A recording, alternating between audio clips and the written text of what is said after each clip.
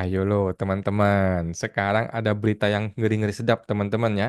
Ini berita dari CNBC ya. Jadi tapi mohon maaf teman-teman ya, Anda harus berhati-hati membaca dari CNBC karena kadang-kadang sesat beritanya ya. Mudah-mudahan kali ini tidak sesat ya.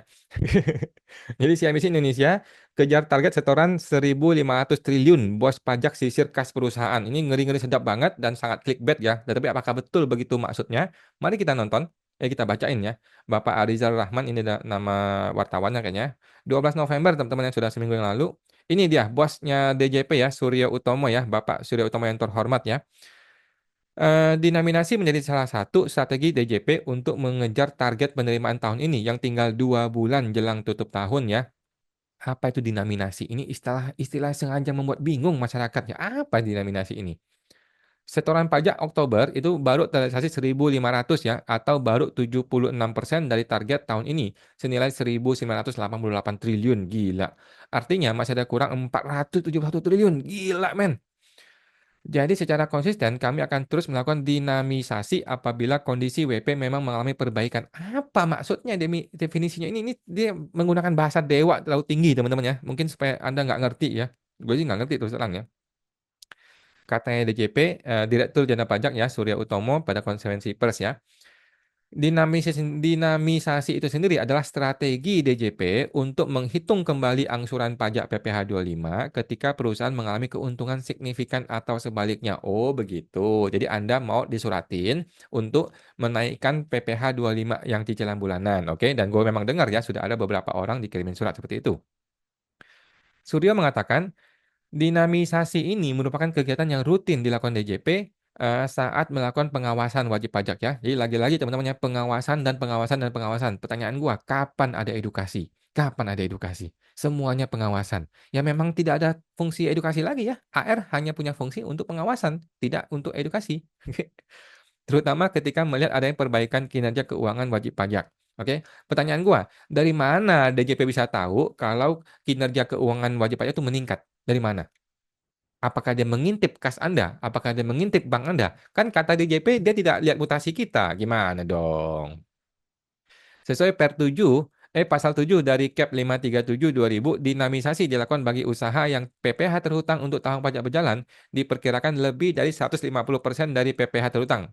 Kita baca teman-teman, diperkirakan teman-teman ya, asumsi teman-teman ya, dari PPh terhutang tahun pajak sebelumnya yang menjadi dasar perhitungan PPh pasal 25. Besarnya PPh 25 untuk bulan-bulan yang tersisa dari tahun pajak yang bersangkutan harus dihitung kembali berdasarkan perkiraan kenaikan PPh terhutang oleh WP sendiri atau kepala kantor KPP terdaftar. Jadi teman-teman ya. Jadi gini teman-teman ya. Di sinilah letak ketidakadilannya teman-teman ya. PPh 25 kalau terlalu tinggi kita mau turunkan, maka kita mesti bikin surat permohonan dan DJP punya kewenangan untuk menerima atau menolak.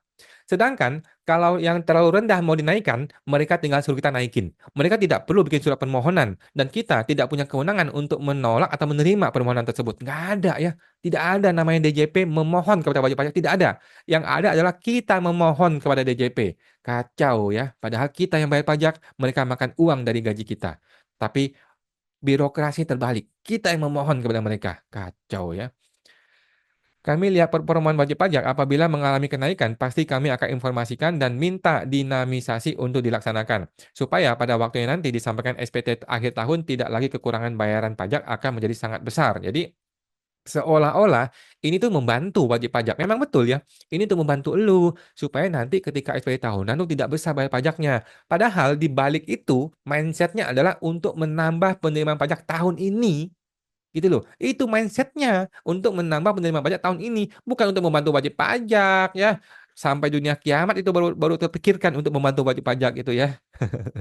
Surya mencontohkan, dinamisasi pernah dilakukan untuk sektor usaha pertambangan biji logam. Itu di antara subsektor biji logam yang secara performance mengalami pertumbuhan beberapa bulan terakhir. Udah, gitu doang teman-teman ya. Jadi kalau teman-teman menerima surat permohonan, bukan permohonan ya, apa ya? Himbauan kalau nggak salah, himbauan untuk menaikkan PPh 25 ya. Nah, jadi saran gue adalah seperti ini. Coba betul-betul lihat kembali ke kinerja perusahaan kita. Kalau memang kinerjanya bagus, untungnya betul-betul besar, meningkat bahkan 150% seperti yang dituliskan tadi itu, bolehlah silakan menaikkan PPh 25. Memang betul ini untuk bantu diri sendiri ya, untuk bantu diri sendiri supaya tidak terlalu berat di April nanti. Tetapi kalau lu merasa kan gue belum hitung laporan laba rugi gue, kan gue belum bikin SPT tahunan, kan gue belum hitung apakah gue untung apa rugi, kan kalau pendapatan gue naik belum tentu juga gue untung gede, siapa tahu biaya juga naik kan gitu. Nah, menurut gue itu surat buang tong sampah. Selesai teman-teman ya. Itu aja, semoga terbantu, sampai jumpa lagi.